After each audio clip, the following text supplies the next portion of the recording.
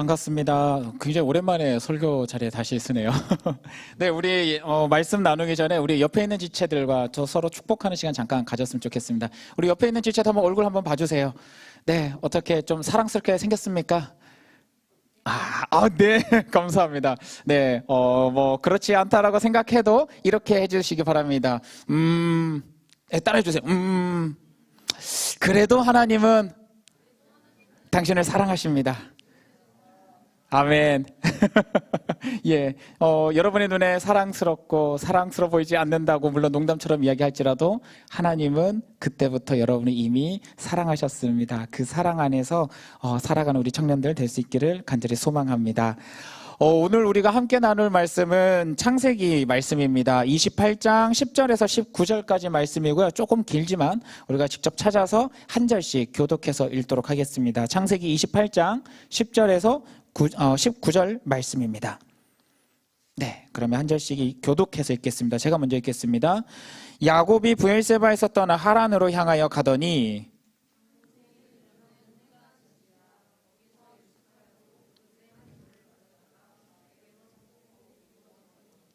꿈에 본즉 사닥다리가 땅 위에 서 있는데 그 꼭대기가 하늘에 닿았고 또 본즉 하나님의 사자들이 그 위에서 오르락 내리락 하고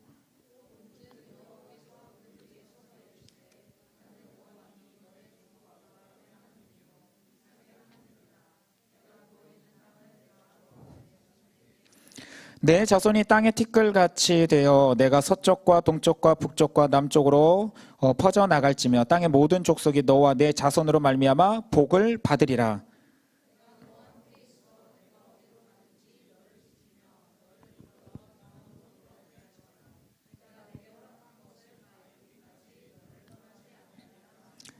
야곱이 잠이 깨어 이르되 여호와께서 과연 여기 계시거늘 내가 알지 못하였도다.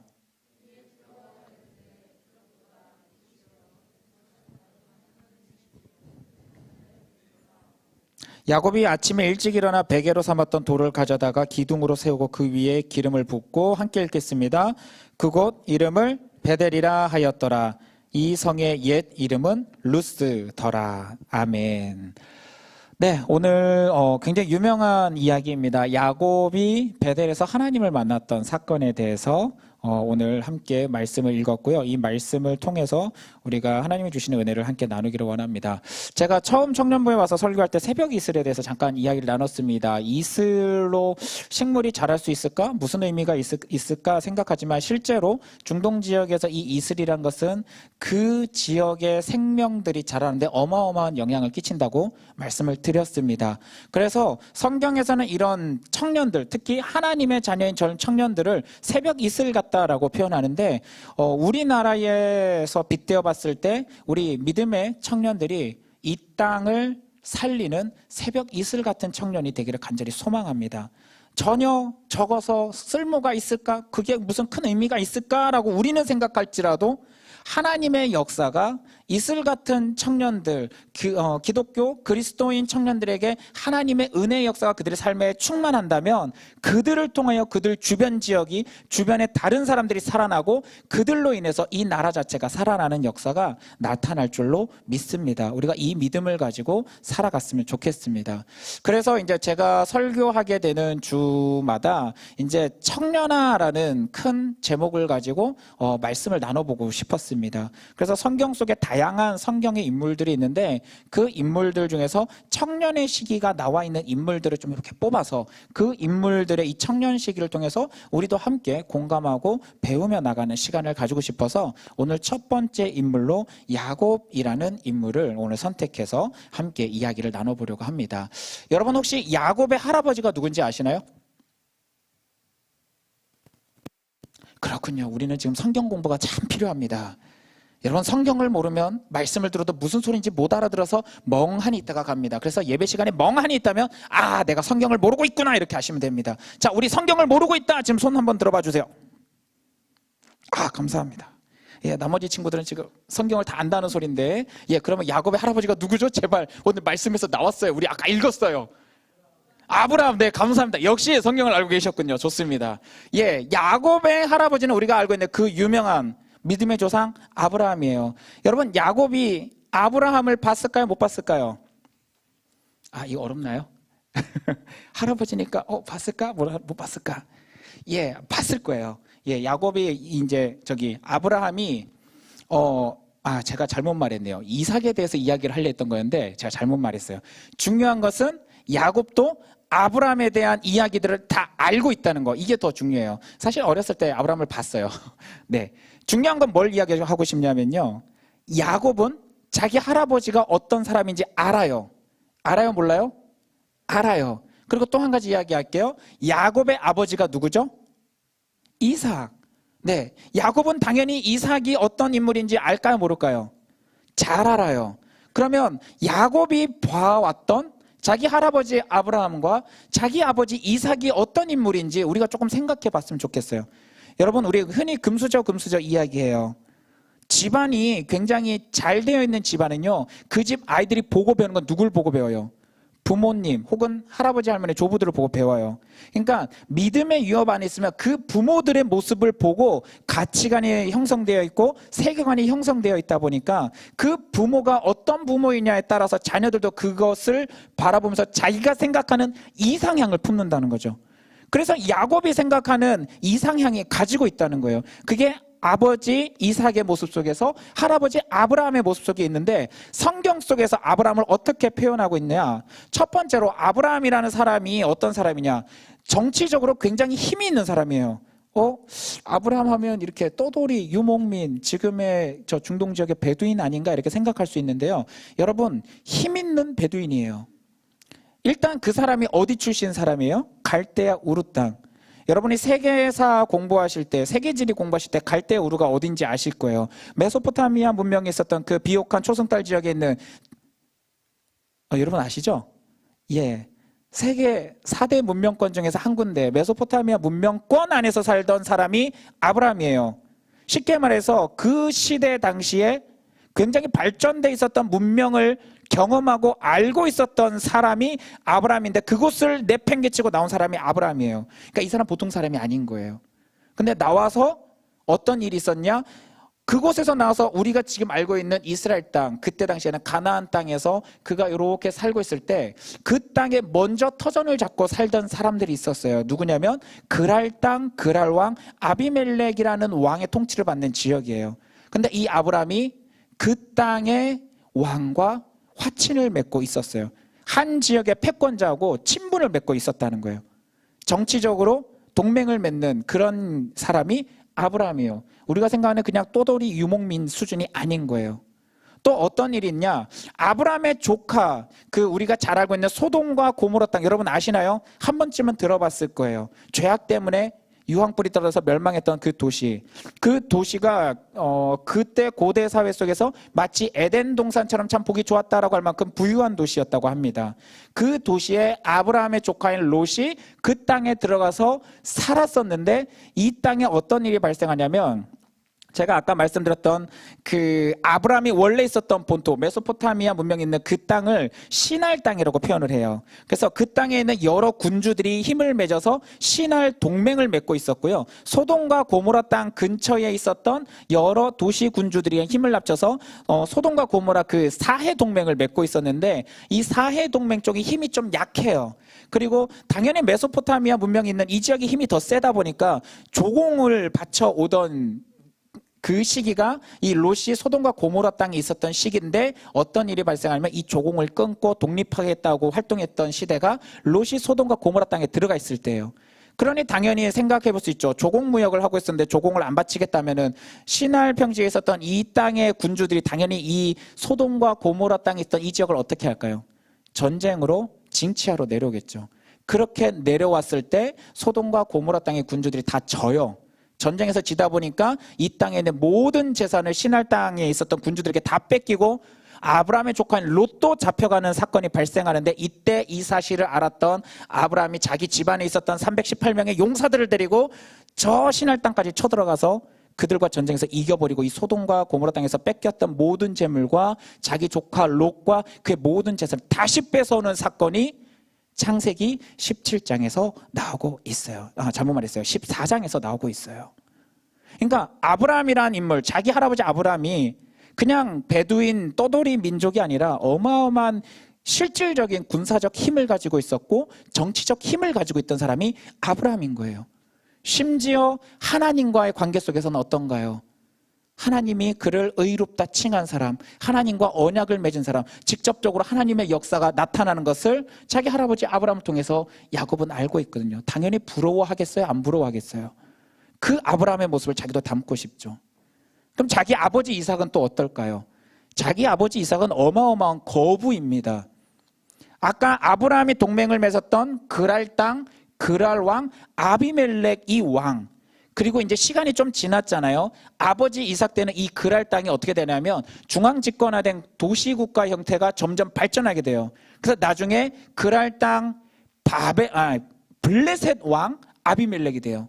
우리가 알고 있는 다윗과 골리앗의 이 골리앗이 블레셋 땅의 장수인데 바로 그 중앙 집권화된 블레셋이라는 철기 문명을 가지고 있었던 그 땅의 왕과 이삭이 또 화친을 맺는, 그러니까 정치적으로 동맹관계가 맺을 만큼 힘이 있는 사람이 돼요. 그리고 이렇게 힘을 맺게 되는 이유 중에 한 가지가 이삭이 농사를 지을 때마다 그 농산물에 100배의 수확을 걷게 되는, 그러니까 뭔가를 할 때마다 100배를 걷게 되니까 어마어마하게 거부가 점점 되어가는 거죠. 그러니까 이 사람은 정말 하나님이 함께 하시는구나라고 블레셋 왕이 인정할 수밖에 없으니까 이 사람하고 어떻게든 화친을 맺는 거예요. 신이 함께하는 자니까 그와 경쟁을 하거나 싸우게 되면 우리에게 안 좋은 일이 생긴다. 그러니 당연히 그와 화친을 맺는 거죠. 그러니까 어마어마한 어마어마한 힘, 어마어마한 정치력을 쌓은 아버지가 이삭인 거죠. 그리고 그의 아들이 우리가 알고 있는 에서와 야곱인데, 야곱, 둘째 아들인 이 야곱이 이 아버지의 어마어마한 힘과 재산을 형 에서를 이기고 물려받고 싶다라는 어마한 큰 꿈을 가지게 된 거예요. 그러니까 야곱이라는 이 인물은 자신의 할아버지와 아버지 이삭을 보면서 어마어마한 야망과 꿈을 가지고 있는 그런 존재가 야곱이에요. 그래서 이런 야곱의 청년 때를 보면 마치 오늘날 우리 시대의 청년들이 어떤 마음을 품고 살아갈까 조금 유추를 할 수 있게 돼요. 저는 청년의 때를 이렇게 표현하고 싶어요. 꿈꾸던 시대에서 현실을 깨닫는 시대라고 표현을 하고 싶어요. 꿈꾸던 시대에서 현실을 깨닫게 되는 시대. 야곱이 자기 아버지 이삭과 할아버지를 보면서 저 모든 힘을 내가 물려받고 싶다라고 꿈과 비전을 품고 살아갔었지만 사실 오늘 말씀에서는 그 집에서 쫓겨나는 모습이거든요.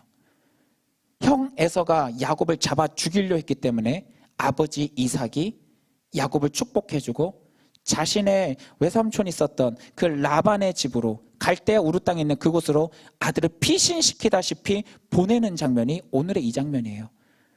꿈을 가지고 있었고 비전을 가지고 있었지만 그 모든 것이 포기될 수밖에 없는 상황, 그리고 집에서 목숨을 살리고자 쫓겨나다시피 피해갈 수밖에 없는 이 상황, 어쩌면 이때가 진짜 청년의 때가 되는 게 아닌가 생각됩니다.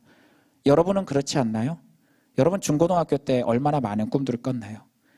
나도 이런 모습, 나 이런 직장, 나 이런 꿈을 가지고 있어. 초등학교 때는 더 하죠. 나는 대통령.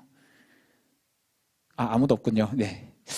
아무튼 우리가 어릴 때 가지고 있던 그 꿈과 비전들, 현실적인 세상 속에서 성공한다 했던 그 많은 비전들이 이제 청년의 때가 오고 나면 무엇을 깨닫나요? 현실을 깨닫게 되죠. 그래서 점점 어떻게 돼요? 꿈을 쫓아가는 게 아니라 현실을 쫓아가죠. 마치 야곱이 자기 집에서 쫓겨나서 이제는 현실 속에서 벌벌 떨 수밖에 없는 그 상황, 내가 가고 있는 이 광야라는 길 가운데서 혹시 맹수의 공격을 받지는 않을까, 도둑의 공격을 받지는 않을까, 내가 과연 살아남을 수 있을까, 하루하루 한 걸음 한 걸음 그 외롭고 슬픈 걸음을 걸어가고 있는 이 인생길과 같은 모습, 이게 우리 청년의 시대인 것 같습니다. 이와 같이 힘든 청년의 시기, 절망하고 지치고 포기할 것 같은 이 시기, 그런데 하나님은 바로 이때 야곱을 만나주셨다는 거, 이게 오늘 사건이에요. 그럼 다시 한번 본문 말씀으로 좀 들어가 볼까요? 여러분 성경 덮지 않으셨죠? 자, 성경책 한번 다시 보겠습니다. 자, 11절 말씀 한번 읽어보도록 하겠습니다. 혹시 자막 띄워줄 수 있나요? 11절? 네. 자, 11절이, 네. 일단은 읽어보도록 하겠습니다. 같이 읽겠습니다. 11절 말씀 혹시 없으신 분은 휴대폰으로 빨리 찾아서 같이 읽겠습니다. 같이 읽겠습니다. 시작. 한 곳에 이르러는 해가 진지라 거기서 유숙하려고 그곳에 한 돌을 가져다가 베개를 삼고 거기 누워 자더니.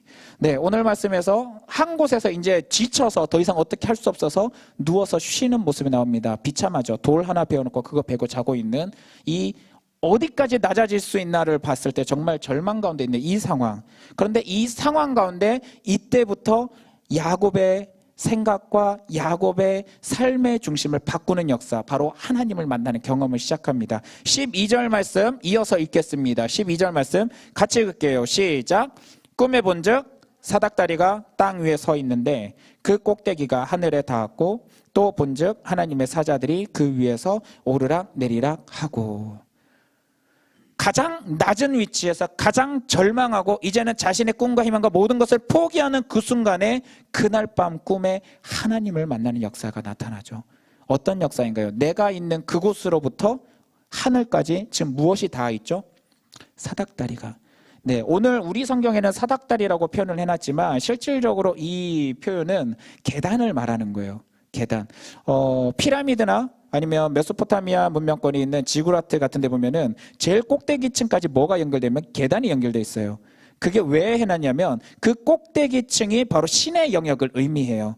그래서 지구라트 같은 경우는 그 꼭대기층에 제사장들, 신관들이 거기서 지내며 신적인 영역을 산다라고 표현하고 있는데 그 내용을 말하는 거예요. 하늘의 영역, 하나님의 영역에서 오늘 가장 낮고 비천하다 생각했던 야곱이 누워있는 그 자리로 하늘로부터 계단이 내려와서 그곳에 하나님의 천사들이 왔다 갔다 하면서 너가 지금 가장 비천하다 생각했고 혼자 있다고 생각했고 더 이상 꿈이 없고 비전이 없고 삶에 아무런 희망이 없이 살아가고 있고 오늘 하루의 목숨을 어떻게든 유지하는 게 오늘 하루의 목표인 삶을 살아갔다 생각하는 그 순간에도 나는 너와 함께 있다는 것을 오늘 보여주기 시작하는 거죠.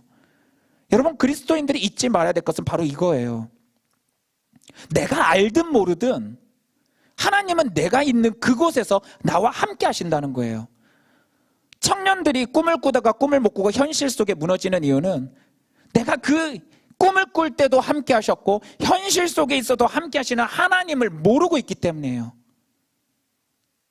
여러분, 지금 하나님이 여러분과 당장 지금도 함께 하고 계신다라는 믿음이 있고 확신이 있고 경험이 있다면 여러분, 내 삶 속에서 혼자 걸어가고 있다라고 생각했던 그 순간에도 내 옆엔 지금 하나님이 함께 하셔. 이게 힘이 되지 않을까요? 절망에 빠져 있는 이 상태랄지라도 이곳에서부터 하나님과 연결되어 있어. 여러분, 이게 힘이 되지 않을까요? 근데 우리가 그걸 모르고 산다는 거예요. 야곱도 몰랐어요. 한번 생각해 보세요. 자기 아버지 이삭 하나님하고 영적인 관계 교류가 있어요, 없어요? 있어요. 자기 할아버지 아브라함은요 더 있었어요. 그러면 야곱은 그 순간에 혼자 동떨어 있었던 건가요? 아버지가 하나님과의 영적인 교류할 때 야곱은 눈에 보이지 않는다고 해서 하나님과의 영적인 교류가 없었던 건가요? 아니요. 내 눈에 안 보이고 내 경험이 없을지라도 아버지의 모습을 보면 하나님이 함께 하시는 거 나는 알 수 있는 거죠. 오늘 사는 그리스도인 청년들도 똑같아요. 여러분이 어떤 영적인 체험이 없고 경험이 없어서 난 몰라요. 그럴지라도 그게 안 되면 여러분 부모님 보세요. 아니면 주변에 기도하는 사람들을 보세요. 그들은 하나님과 영적인 교류가 있나요, 없나요? 성령의 체험이 있나요, 없나요? 예수님이 그 친구들, 그 청년들, 그 선생님들, 그 집사님, 장로님, 목사님과 함께하는 게 보이나요, 안 보이나요? 하나님 함께하고 계시거든요. 내가 경험을 안 했다고 하나님 나와 함께하지 않는 게 아니라는 거예요. 그러나 간절히 소망하기는요, 그 경험을 오늘 여러분이 하기를 바라요. 저는 설교할 때마다 그렇게 이야기합니다. 신앙은 반드시 체험이 필요하다. 어떤 분들은 지성적으로 알고 합리적으로 알고 설명하고 이론적으로 이야기할 수 있으면, 그리고 세상 속에서 정의와 공의를 외치면서 그걸 지키며 살면 되지 않을까요? 아니요, 저는 그렇게 이야기 안 해요. 그러면 언젠간 다 지쳐요. 경험해야 돼요. 체험해야 돼요. 하나님의 역사가 나와 함께 한다는 걸 경험한 사람들은 그 기도 가운데 더 간절함과 역사들이 살아나요. 왜일까요? 그 경험은 내 의지를 내려놓는 순간부터 그리고 그 순간에 내가 생각하고 내가 중심 잡고 있었던 가치관이 하나님 중심으로 바뀐 삶을 그때부터 살아갈 수 있기 때문에 전혀 다른 거예요. 여러분 당장 지금 한번 생각해 봅시다. 여러분의 어떤 중요한 인생의 선택을 해야 되거나 결정을 내릴 때 여러분은 하나님 앞에 기도하고 묻습니까? 혹은 그 기도 가운데 하나님 응답이 있습니까? 응답이라 해서 뭐 특별하게 막 꿈을 꾸고 환상을 보고 이런 것뿐만이 아니에요. 말씀 가운데 어떤 말씀이 생각나서 내 기준을 삼고 행동하고 선택하는 거, 그런 것도 다 하나님의 은혜죠. 여러분 삶 속에 그게 있냐는 거예요. 심지어 굉장히 중요한 선택했을 때 기도 안 하는 청년들 많아요. 다 끝나고 나서 좋은 일이 생기면 야 하나님 도와주신 것 같다 그제서야 깨닫기는 하지만, 그러나 먼저 우리가 선택하고 우리가 결정할 기준을 어떻게 세우느냐. 야곱은 그걸 못했던 사람이에요. 현실적인 방법, 현실적인 눈을 가지고서 내가 원했던 그 비전을 이루고자 몸부림쳤던 사람이 야곱이잖아요. 자기 형을 속여 먹었죠. 자기 아버지 이삭이 눈이 어두웠을 때 자기 형이 받아야 될 그 축복을 가로채고자 아버지까지 속였던 그 인물이 이 야곱이에요. 자기의 방법, 세상이 말하는 그 방법을 쫓아간 거죠. 오늘날 많은 그리스도인 청년들이 직장에 가면 이 모습을 그대로 취해요. 우리가 성경에서 이게 좀 나쁜 것처럼 표현하니까 그렇지, 여러분 직장의 윤리관과 가치관으로 생각해 보세요. 뭔가를 쟁취하고 뜯어내려면 때로는 남을 속이고 때로는 다른 방법을 취해서 어떻게든 경제적으로 빼앗는 거, 오히려 회사에서는 그런 직장인들을 굉장히 잘한다 할걸요? 그렇지 않나요? 그리스도인이기 때문에 이게 마음에 찔리기는 하는데 성공하려면 이걸 해야 되는 것처럼 생각해서 또 하는 그 모습이 우리 안에 딜레마로 남아있죠. 야곱 그런 삶을 산 거예요, 사실은. 그래서 결과가 어땠나요? 좋았나요? 아이러니하게도요, 하나님 어쩌면 야곱에게 이걸 깨닫게 하려고 이렇게까지 몰아갔는지도 몰라요. 이걸 경험하고 집에서 쫓겨나고 그리고 절망 가운데 누웠을 때 그제서야 자신의 모든 의지가 탁 풀어졌을 때 지금껏 그와 함께 있었던 하나님이 그제서야 그의 눈에 보이기 시작한 거예요. 사랑하는 우리 청년들, 지금 속히 여러분과 함께 하신 하나님을 이제 경험하고 바라볼 수 있기를 원합니다. 꼭 야곱처럼 이렇게 절망적인 상황에 보는 게 아니라 오늘 말씀을 듣고 말씀을 붙잡으면서 그래 내 삶 속에 하나님 함께 하시는데 내가 어느 순간부터 하나님을 보지 않았구나, 내 상태를 인지하고 깨달아서 다시금 내가 하나님을 보기를 원합니다. 하나님 나와 함께 하셨던 그 하나님을 내가 인정하고 하나님이 나와 만나주시기를 원합니다. 이 기도들이 다시 회복되기를 소망합니다. 이 기도가 회복되어지고 이제는 나와 함께 하시는 하나님이 인지되고 경험되어지고 나면요, 여러분 생각해 보세요. 이제 결정을 내 마음대로 할 수 있을 것 같으세요? 당장 지금 내가 하는 이 안에서도 하나님이 나와 함께 하시고 교류하고 계시고 나를 지켜보고 계시는데 내가 내 욕심과 내 욕망을 따라서 세상이 말하니까 세상적인 방법으로 성공하겠다고 결정하고 일하는 거 과연 할 수 있을까요? 그래서 때로는 그리스도인 청년들이 힘들 수는 있어요. 야곱이 이렇게 경험하고 나서 뭔가 다 잘 될 것 같지만 사실 많이 힘들었어요. 자기 외삼촌 라반에게 갔는데 거기서도 항상 속이는 자였던 야곱이 이제 속임을 당하기 시작해요. 근데 신기한 건요, 그 다음이에요. 이제 하나님의 기준과 하나님의 가치관을 알고 하나님 나와 함께 한다는 것을 알고 난 그 다음에 야곱의 삶 속에서 보면은 속임을 당하는데 신기하게도 그 속임 속에서 하나님은 야곱을 채워주시는 걸 보게 돼요. 결혼을 하고 자녀를 낳고 아무 재산 없이 나왔던 그 빈몸이 어느 순간부터 자기 외삼촌 라반, 그가 자기 조카 롯을 속여가면서 일을 했음에도 불구하고 그의 야곱의 재산이 점점 불어나게 되는, 그래서 라반이 쫓아낼 수밖에 없게 되는 그 상황까지 발생합니다. 야곱은 속임을 당했는데도 불구하고 하나님이 함께하니까 어떻게 해요? 그것이 화가 변하여 복이 되게 만드시는 거예요. 여러분 이게 신기하지 않나요? 나는 지금 사막과 같은 상황에 있다 해도 하나님의 은혜가 이슬같이 내게 맺히기 시작하면 아무것도 없었는 것 같은데 그 상황 속에서도 하나님의 역사는 우리를 살리는 역사로 나타난다는 거예요. 여러분 우리가 이런 청년이 됐으면 좋겠어요. 목사님 당장 눈앞에 보이는 게 없어서 저는 못할 것 같아요. 아니요, 우리 진짜 하나님을 향한 꿈과 비전을 품어봅시다. 그리고 기도해 나갑시다.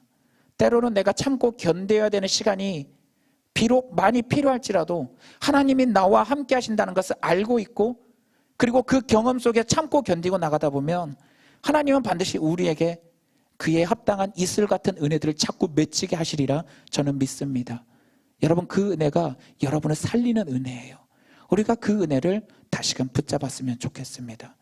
오늘 첫 번째 새벽 이슬 같은 청년, 바로 야곱에 대해서 이야기했습니다. 베델, 하나님의 집이라는 뜻입니다.